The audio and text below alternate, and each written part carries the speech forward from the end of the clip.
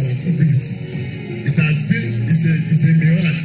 We couldn't believe it. It's wonderful to us. Every one of us in this community, we are very grateful. We appreciate it. Let's go back to the Lekki Express, the roundabout.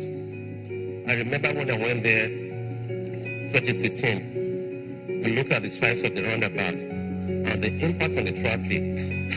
So the first thing we did was we looked at what are the potential solutions, what we can do. And what we've done is we've removed a lot of the roundabouts. So with that, there's a lot of improvement in the traffic along that corridor. Also, the flyover, the impact is not measurable. The impact on the community has been tremendous. If you look at where we are today, the Jubilee Chalet, see the number of people. If you've been here before this was done, you said no, the impact on the community also, the growth in the economy. Without this new project, this won't be happening today. The government is very key in making changes as needed. We've decided that for Lagos, we need to think out of the box. We have to do things in a more innovative manner. Our road networks are not big enough to accommodate the volume of people that we move on a daily basis.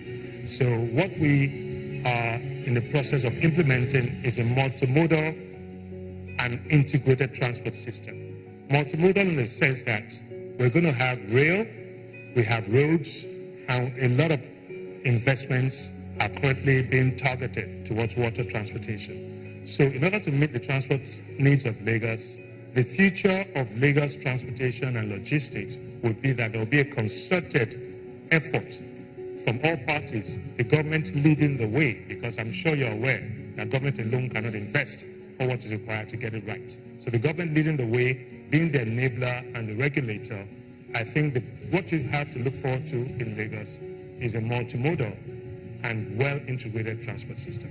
Let me use this opportunity to assure all Lagosians that no part of the state will be left untouched in this project.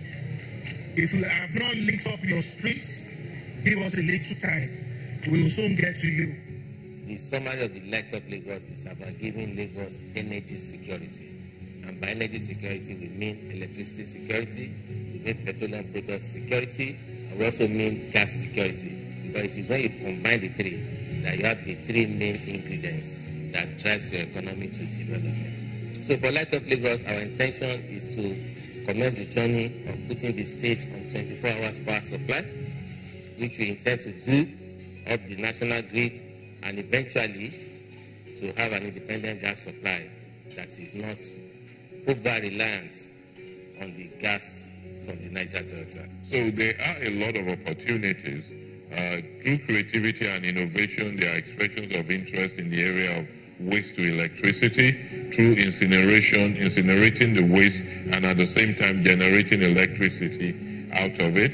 We do have groups like the We Cyclade group, and we expect more to come up involved in sorting of waste, whereby waste is recycled and actually used from paper to PET bottles and all sorts of ions and metals. Again, there's a lot of advocacy that is going on because in these times, governments do not always showcase the projects they're undertaking. So there's a disconnect between what they're doing and how members of the public perceive them.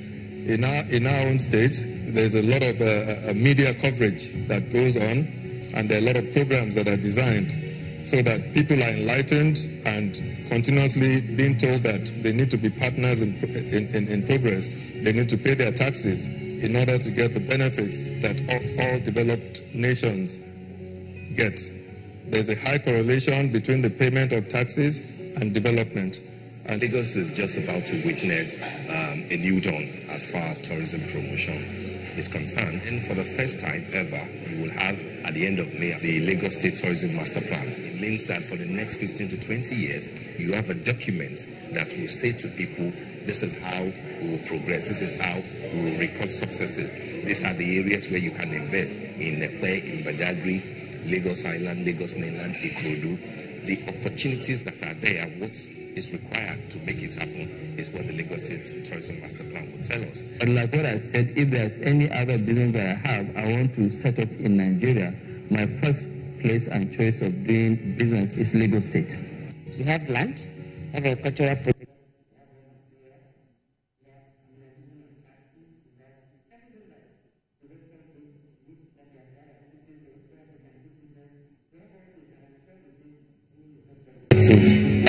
As a state. Truly, Lagos means business, and as you can see, we're investor friendly.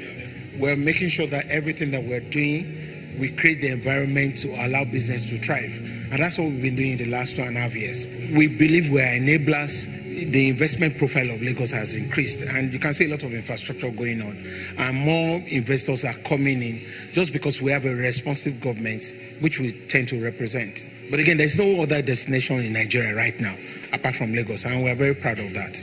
There is no better time than now to jump on the board, because Lagos means business.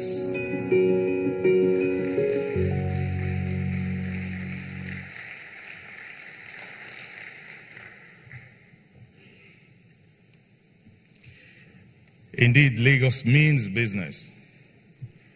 Part of the Meaning Business Act is the fact that the desire expressed by our revered father, Otumba Shubumi Balogun, to have a one-on-one with the governor was answered by this occasion. See, the two of them are sitting together.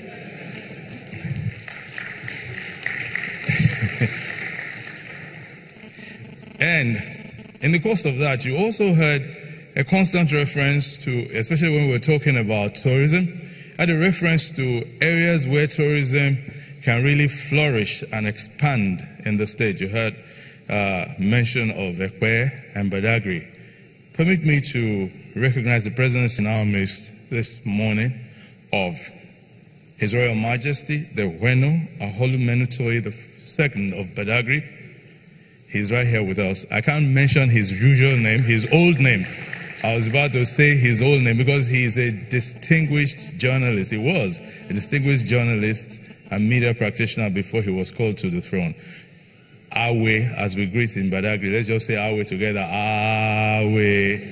You're welcome, sir. Ladies and gentlemen, modesty sometimes dictates that we do not speak of ourselves.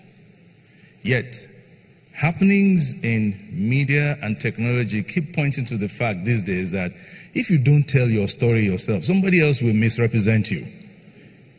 Therefore, this gentleman will step forward and tell us the story of the Lagos that he leads. Ladies and gentlemen, shall we put our hands together for a man who they thought, what's he going to do? Now the thought is, how have you been able to do it? His Excellency, the Governor of Lagos State, Mr. Akinwumi Ambode.